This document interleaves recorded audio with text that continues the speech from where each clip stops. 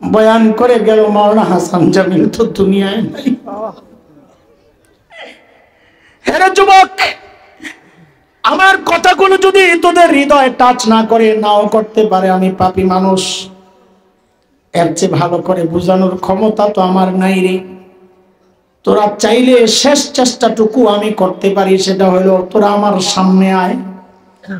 এ যুবক, আমার সামনে আয়, তোদের পাওগুলা আমার সামনে মিলে দে।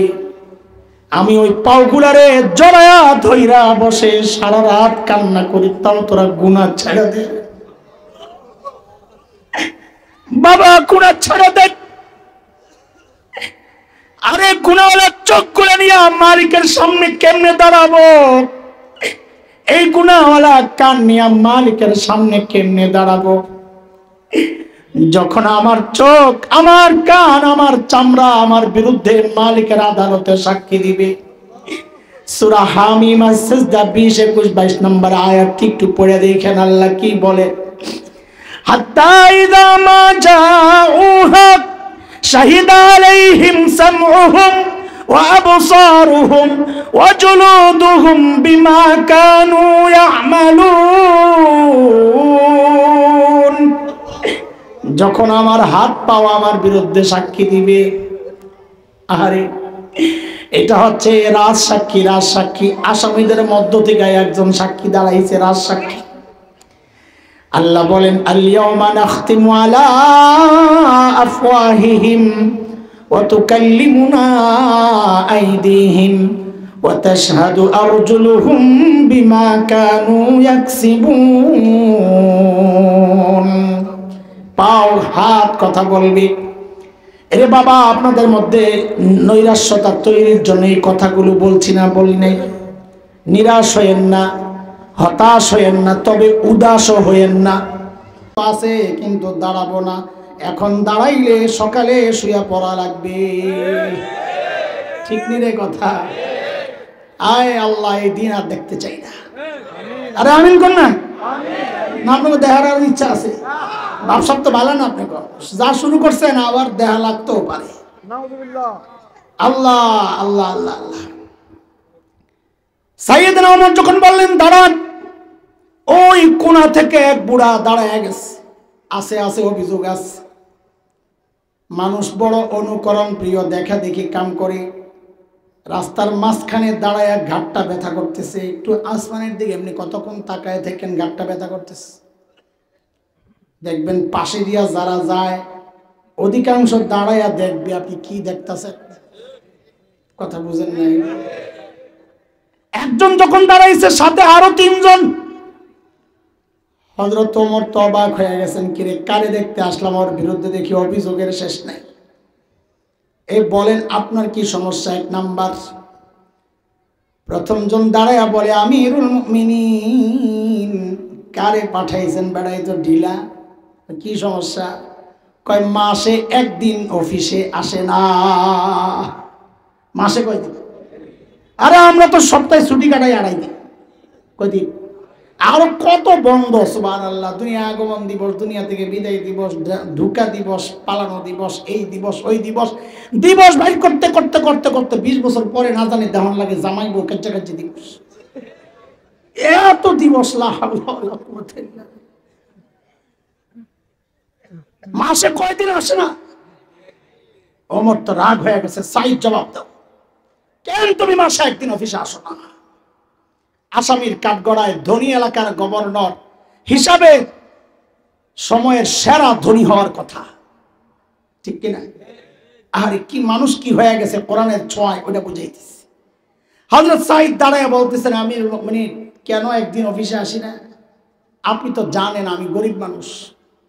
এই যে আমার গায়ে 2 টুকরা কাপড় দেখতেছেন, একটা লুঙ্গির মতো করে পরা আর একটা চাদরের মতো করে জড়ানো। আমিরুল মুমিনিন, আমার না এই 2 টুকরা কাপড় ছাড়া আর কোনো কাপড় নাই। বলে মাসে অফিসের দিন কেন আসো না?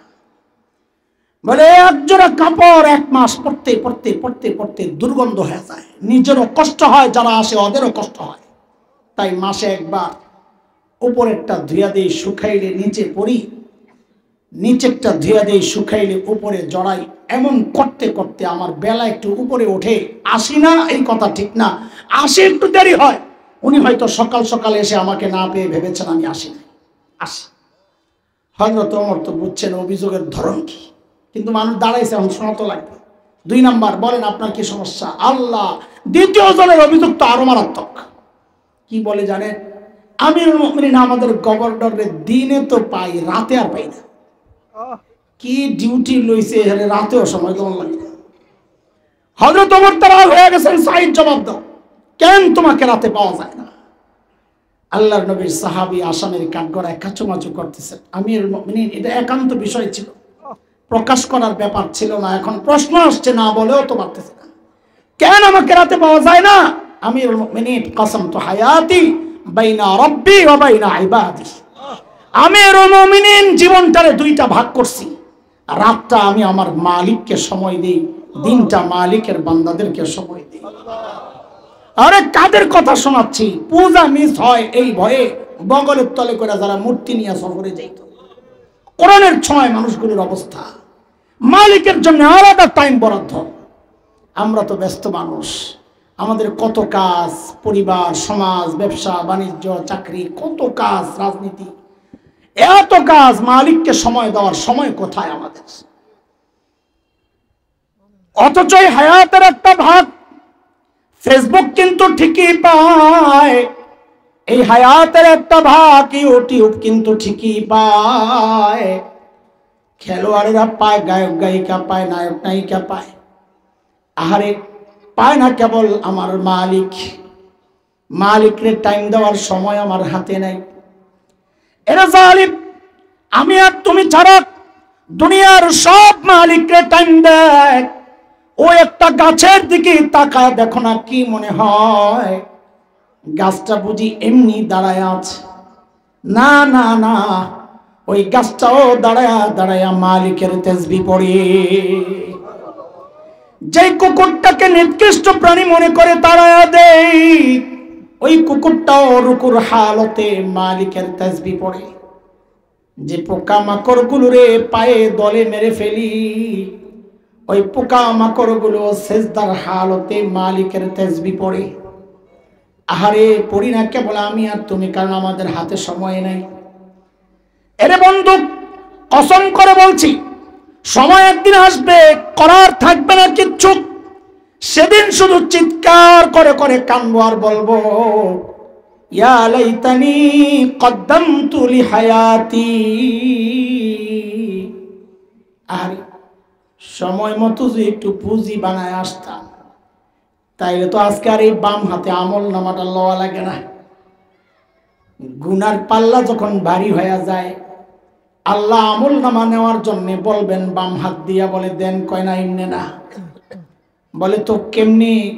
বলে সামনে দিয়া কলিজা ছিদ্র করে হাতটারে পেছন দিয়া লয়ে যা। যেই হাত পেছনে আমল নামা যখন দেওয়া হবে, তখন তার আমল নামা দেখা যায় না। আযাবের ফেরেশতারা মুখটারে মটকায়া পেছনের দিকে দিয়ে দিব, দেখ। আমল নামা দেখাই দিবে একটা চিৎকার, কি বলে? সূরা হাক্কার মধ্যে মালিক লম্বা আলোচনা করেছে, ওয়া আম্মা মান উতিয়া কিতাবাহু বিশিমালিহি ফায়াকুলু ইয়া লাইতানি লাম উতা কিতাবিয়া। আয় আমল নামা যদি আমারে না দেওয়া হইতো, ওয়ালাম আদরি মা হিসাবিয়া, আমি জানি না আমার হিসাব কি হবে। ইয়া লাইতাহা কানাতিল কাদিয়া, মৃত্যু পর্যন্ত যদি সব শেষ হয়ে যেত। ও দুনিয়ার টাকাওয়ালা, আজকে টাকা দিয়া বিচার পাল্টাও। সেদিন চিৎকার করে করে কাঁদতে হবে আর বলতে হবে, মা আগনা আন্নি মালিয়া, আমার মাল তো আমারে বাঁচাইতে পারে নাই। আজকে ক্ষমতার দাপটে বিচার পাল্টাও।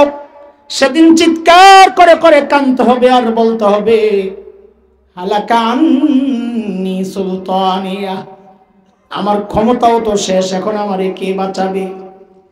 আওয়াজ আসবে, আওয়াজ, বাঁচানোর কোনো সুযোগ নাই। কান্না করার দরকার যখন ছিল তখন কান্না করো না, এখন কান্না করে কোনো লাভ নাই। আল্লাহ আযাবের ফেরেশতাদেরকে হুকুম করবেন, খুযুহু ফাগুল্লুহু সুম্মাল জাহিমা সাল্লু,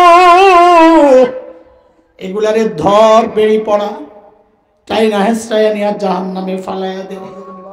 সুম্মা ফি সিলসিলাতিন যারউহা সাবউনা যিরাআন ফাসলুকু, 70 গজ লম্বা শেকল দিয়া পেঁচায়া টাইনা নেওয়া হবে।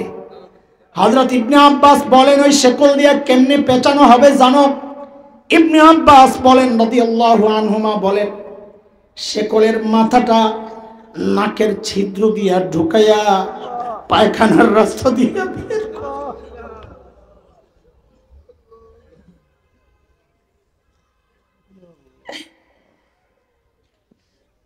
লা হাওলা ওয়ালা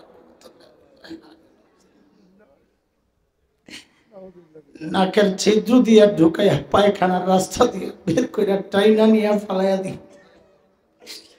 এরে বাবা, আর কত আর কত, চুল পাইকা সাদা, দাড়ি পাইকা সাদা। রে বাবা, এখনো তুমি গুনাহ ছাড়তে পারো না, এখনো মালিকের জন্য টাইম বানাও না। বাবারে কবে তুমি করবা বলো, জিজ্ঞেস করি। এরে বাবা, এই দাড়ি চুল পাকার মানে কি বুঝেন না? আরে বুঝি বলেই তো আয়নার সামনে নিজের চেহারাটা দেখলে যখন দেখি দাড়ি চুল পাকছে তখন কলিজাটা একটা মুসলমান, কারণ এটার অর্থ জানি তো, অর্থ জানি। আল্লাহ আমাকে চূড়ান্ত ভাবে সতর্ক করছে, এর আগে বহুবার সতর্ক করেছিলেন। আল্লাহ আমার সামনে গাছের পাতা ঝরায় আল্লাহ আমাকে সতর্ক করেছিলেন, রে হাসান জামিল, যে জিনিস ধরে ওই জিনিস কিন্তু ঝরে, একদিন তুইও ঝরে যাবি, আমি সোজা হই নাই। আমার সামনে আল্লাহ সূর্য ডুবায়া আমাকে সতর্ক করেছিলেন, রে হাসান জামিল, যেই জিনিস ওঠে ওই জিনিস কিন্তু ডুবে, একদিন তুইও ডুবে যাবি, আমি সোজা হই নাই।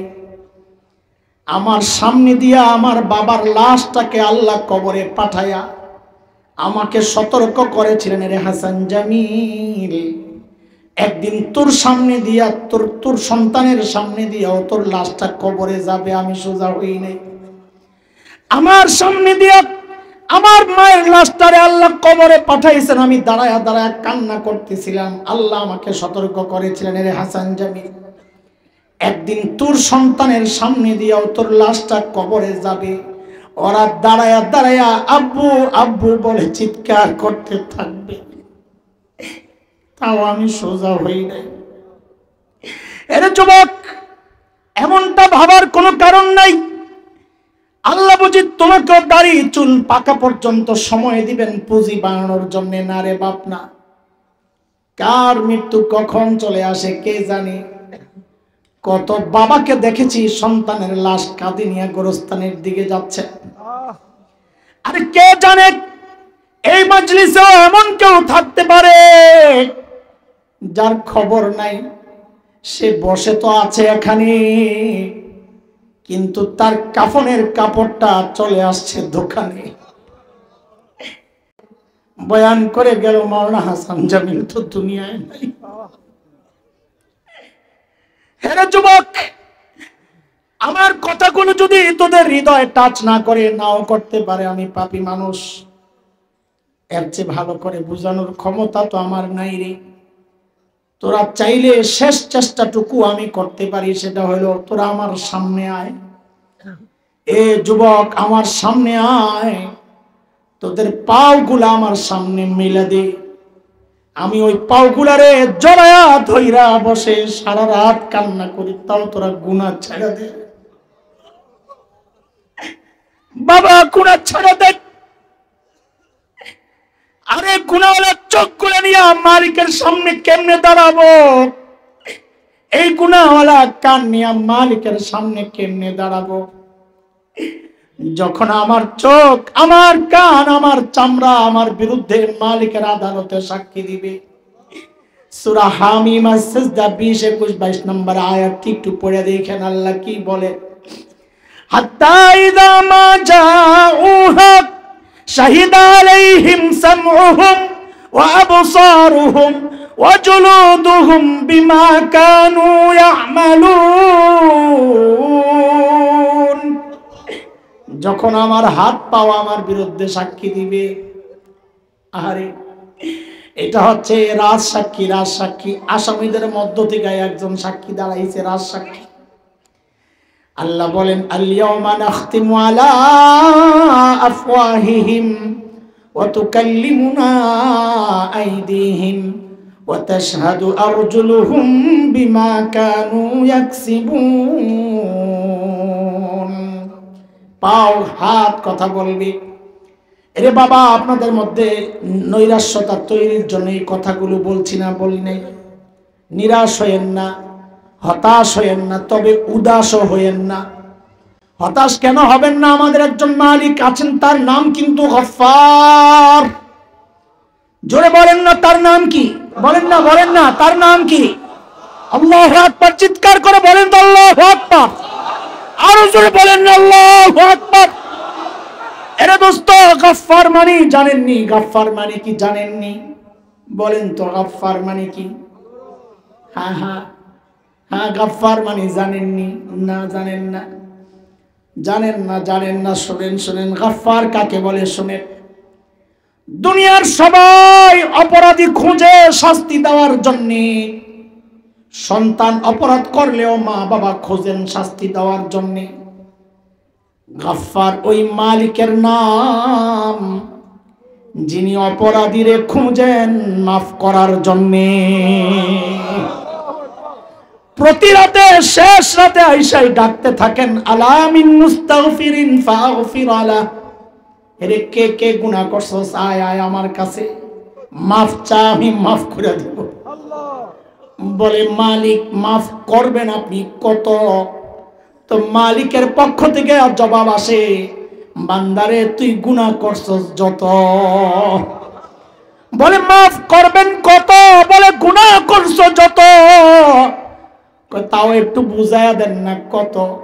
তো মালিক বলতেছেন, রে বান্দা, তোর গুনাহ সারা দুনিয়া ভরে ভরতে ভরতে ভরতে ভরতে যদি আসমানে যায়া লাগে, লা উবালি, আমার কোনো পরোয়া নাই। তুই একবার মাফ চাইলে আমি জিন্দেগির সব গুনাহ মাফ করে দিব। আল্লাহু আকবার। আল্লাহ আল্লাহ আমাদের জিন্দেগির সব গুনাহ মাফ করে দেন। আল্লাহ বাকি জীবন গুনাহমুক্ত থাকার তৌফিক দান করেন। মুহতারাম হাজরিন, কথা চলে গেছে, অনেক দূর চলার আমরা জায়গায় চলে যাই, তবে সময় নিব না, ভয় পায় না, গল্প আর আগাচ্ছি না। হযরত সাঈদ ইবনে আমির আল জুমাহির ঘটনা ওই পর্যন্তই থাক। বুঝার জন্য যতটুকু গল্পের দরকার ততটুকু হয়েছে কি, যে মানুষগুলো ছিল কি, হইল কি। আচ্ছা আমাকে জবাব দেন, এই যে পরিবর্তনটা, 1 পয়সার জন্য মানুষ খুন করত, এখন 1000 পয়সা পায়াও কয় ইন্না লিল্লাহ। এই পরিবর্তনটা কিসের ছোঁয়ায়? সবাই জোরে বলেন, চিৎকার করে, কিসের ছোঁয়ায়? সেই কোরআন তো আল্লাহ আসমানে উঠায়া নিয়ে গেছেন, তাই না? হ্যাঁ, আছে নাকি? ও পুরান হয়ে গেছে, পাওয়ার কমে গেছে, আছে?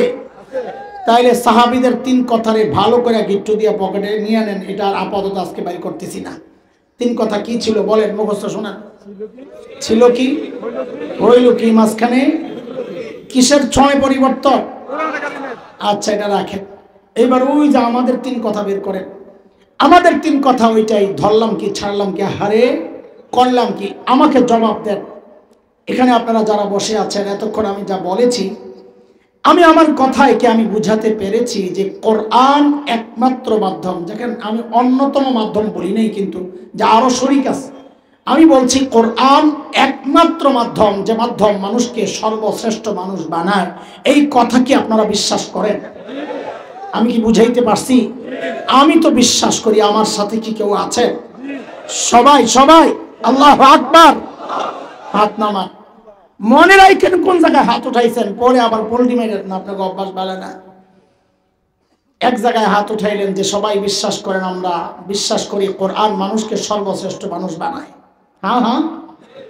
আরেকটা প্রশ্ন করি, আমরা কি আমাদের সন্তানকে সর্বশ্রেষ্ঠ মানুষ বানাতে চাই? চাই সবাই। কে কে চাই দেখি তো? আল্লাহু আকবার। আমিও চাই। হাত নামান, হাত নামান। এই যে দুই জায়গায় হাত উঠাইছেন না, এই দুই জায়গার হাত যারা উঠাইছেন আলহামদুলিল্লাহ, এখানে চেহারা দেখে বোঝা যাচ্ছে অধিকাংশই সহি কথাই বলেছেন। কিন্তু কিছু মানুষ দেখে আমার অনুমান হচ্ছে যে আপনারা মিথ্যা বলেছেন, সঠিকটা বলেন নাই। বলে মানি বুঝলাম না। মানি বুঝেন নাই? আপনি দ্বিতীয়বার হাত উঠাইছেন, সন্তানদের সর্বশ্রেষ্ঠ মানুষ বানাতে চান না, ঠিক আছে তো না? তো আপনি তো এর আগে বললেন সর্বশ্রেষ্ঠ বানায় কে? তাহলে আপনাকে জিজ্ঞেস করি, আপনি যদি দুই কথায় সত্যবাদী হয়েই থাকেন, তো সন্তানকে সর্বশ্রেষ্ঠ মানুষ বানাতে চাইলে আপনি না বললেন সর্বশ্রেষ্ঠ বানায় কোরআন, তো সন্তানকে আপনি কোরআনই প্রতিষ্ঠানে না পাঠাইয়া কোথায় পাঠাইলেন?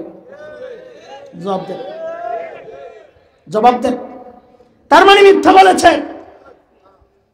আচ্ছা, যাই করছেন করছেন, সবাই না, অল্প কিছু যাই করছেন করছেন, কাজটা আফসোসের না গর্বের? আফসোস না গর্ব? কেন আফসোস? এই ছোট্ট কথাটার জবাব দিয়ে আমি শেষ করবো ইনশাআল্লাহ। কেন আফসোস?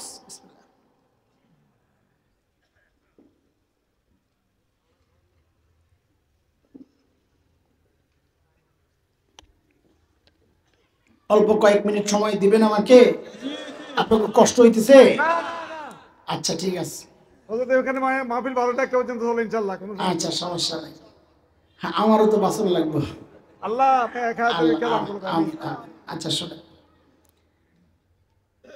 আমাদেরটা আগে শোনাই। নিজের ঢোলটারে আগে নিজে একটু পিটাই নিতে হবে। বেশিক্ষণ পিটাবো না, আপনাকে খারাপ লাগবে। আমরা যারা মাদ্রাসায় পড়েছি, আমরা নিজেরাও ঠকি নাই, আমাদের মা বাবাও ঠকেন নাই। কেন? দেখেন, এই যে কোরআনের বরকতে, অন্য কিচ্ছু না, মানুষের হৃদয়ে আল্লাহ আমাদের প্রতি যে শ্রদ্ধা আর ভালোবাসা দিয়েছেন, দুনিয়ার রাজা বাদশারা এর ধারে কাছেও নাই। কথা বলেন না? এর ধারে কাছেও নাই। আমরা ঠকি নাই, আমাদের মা বাবাও ঠকেন নাই। কেন? আমার এমন কোন দিন যায় বলে মনে পড়ে না যেদিন আমি পড়ি না রব্বিরহামহুমা কামা রাব্বায়ানি সগীরা। শুধু কি তাই? আমাদের বাড়ি হচ্ছে দাউদকান্দি, গ্রামের বাড়ি। মাদ্রাসা আছে পেছনেই, মা বাবার কবর।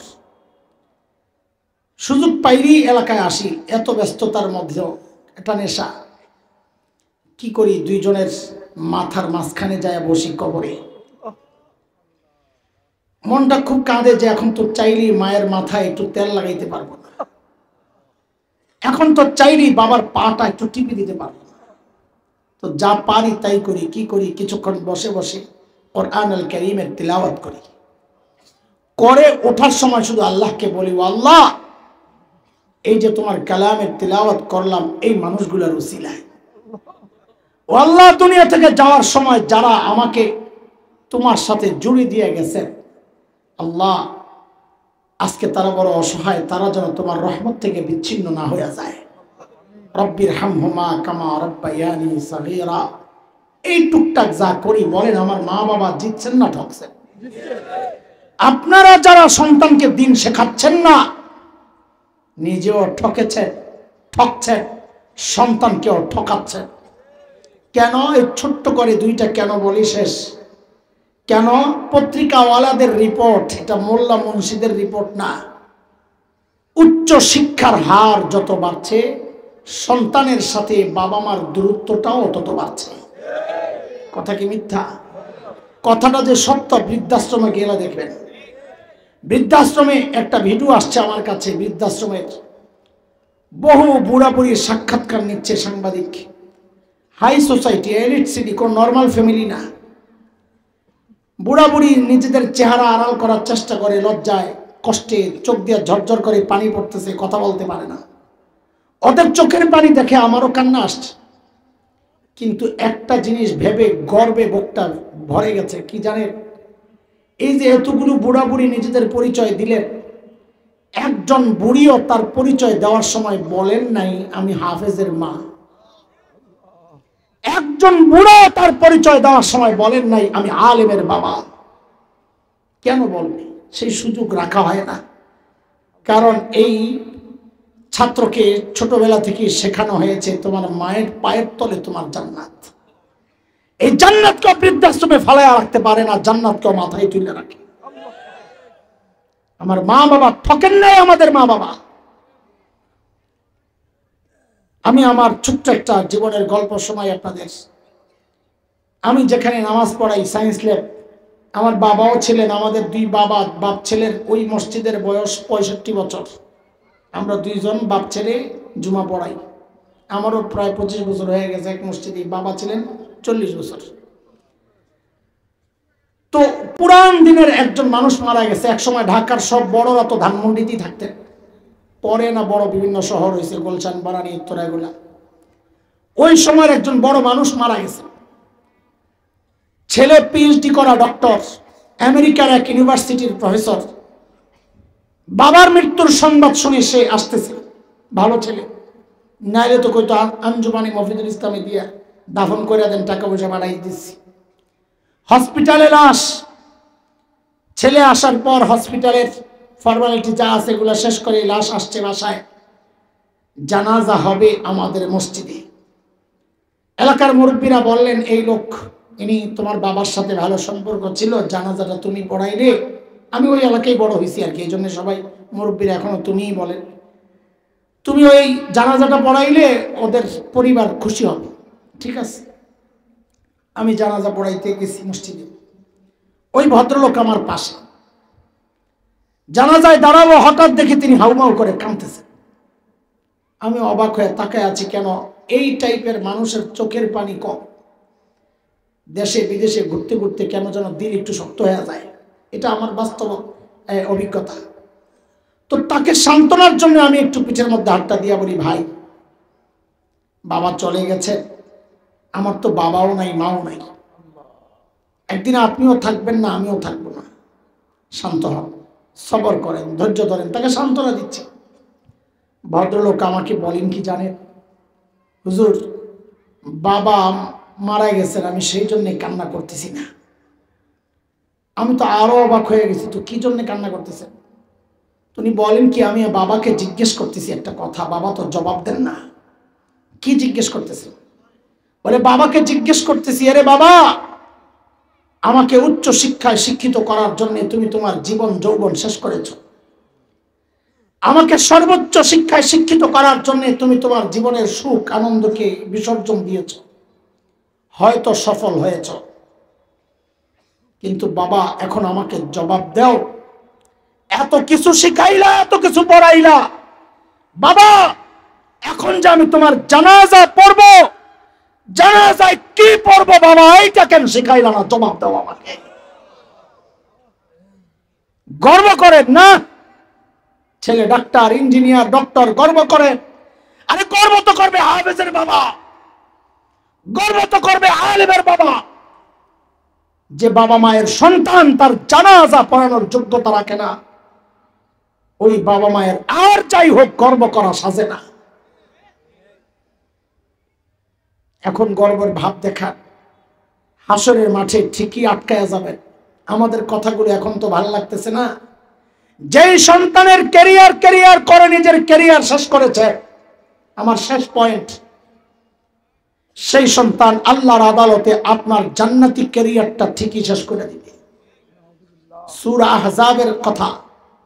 সন্তান আল্লাহর আদালতে দাঁড়ায় নালিশ করবে বাবা মায়ের বিরুদ্ধে, মুরব্বির বিরুদ্ধে, নেতার বিরুদ্ধে। কি বলবে? রব্বানা ইন্না আতানা সাদাতানা ওয়া কুবারানা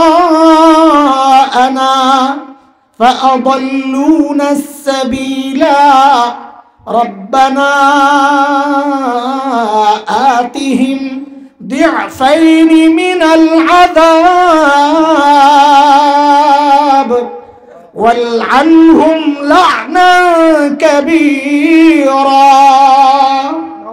আল্লাহ, আমার বাবা মা, আমার মুরব্বী, আমার অভিভাবক, দুনিয়া আমি তাদেরকে মেনেছিলাম, তারা আমাকে পথভ্রষ্ট করেছে। এখন বলে, এখন আমি ডাবল শাস্তি চাই। কয় শাস্তি? বলে ডাবল কেন? তাফসীর পরে বুঝেন, আগে এইভাবে বুঝেন। বলে আমাকে খাওয়ানোর দায়িত্ব ছিল, খাওয়ায় নাই, এক অপরাধ। বিষ খাওয়াইছে, আরেক অপরাধ। এবার তাফসীর বুঝেন। আমাকে দিন শেখানোর দায়িত্ব ছিল, শেখায় নাই, এক অপরাধ। বদ্দিনই শিখাইয়া আমাকে নাস্তিকতার দিকে ঠেলে দিয়েছে, আরেক অপরাধ। এই দুই অপরাধের কারণে এখন আমি ডাবল শাস্তি চাই। আপনি তো রহমান রহিম, মায়া লাগতে পারে আবার বান্দার কান্নাকাটি দেখলে। আজকে আমি কোনো মায়া চাই না। যারা দুনিয়ায় আমাকে দিন শেখানোর মতো মায়া দেখায় নাই, তাদের জন্য আজকে মায়া চাই না। বলে কি চাও? বলে ওয়াল আনহুম লানান কাবীরা, এদেরকে আপনার রহমত থেকে দূরে, বহু দূরে সরায়া দেন। আহারে, যে সন্তান দোয়া করার কথা, রব্বির হামহুমা কামা রব্বায়ানি সাগীরা, ওই সন্তান এখন বদদোয়া করতেছে ওয়াল আনহুম লানান কাবীরা। এরপরে ও গর্ব আপনারাই করেন যে আপনারাই ভালো আছেন। থাকেন, আপনারা ভালো থাকলে আমাদের তো কোনো সমস্যা নাই। কিন্তু আমরা আমাদের অন্তর্দৃষ্টি দিয়ে দেখতেছি, কোরআন হাদিসের সামনে রেখে আমরা দেখতে পাচ্ছি আপনারা এই জগতেও ভালো নাই, ওই জগতেও ভালো থাকবেন না। যদি এই জগতেও ভালো থাকতে চাই, ওই জগতেও ভালো থাকতে চাই, তো সন্তানকে দিন শিখাই, এর কোনো বিকল্প নাই। কথা বলেন না? আল্লাহ তাআলা আমাদের সবাইকে দিন শিক্ষা, কোরআনী শিক্ষায় শিক্ষিত করে দেন। আমাদের সন্তানগুলোকে ঈমান রক্ষার জন্য দ্বীনি শিক্ষায় শিক্ষিত করার তৌফিক দান করেন। উলামাদের এই সংগঠন আপনাদের সামনে আজকে যে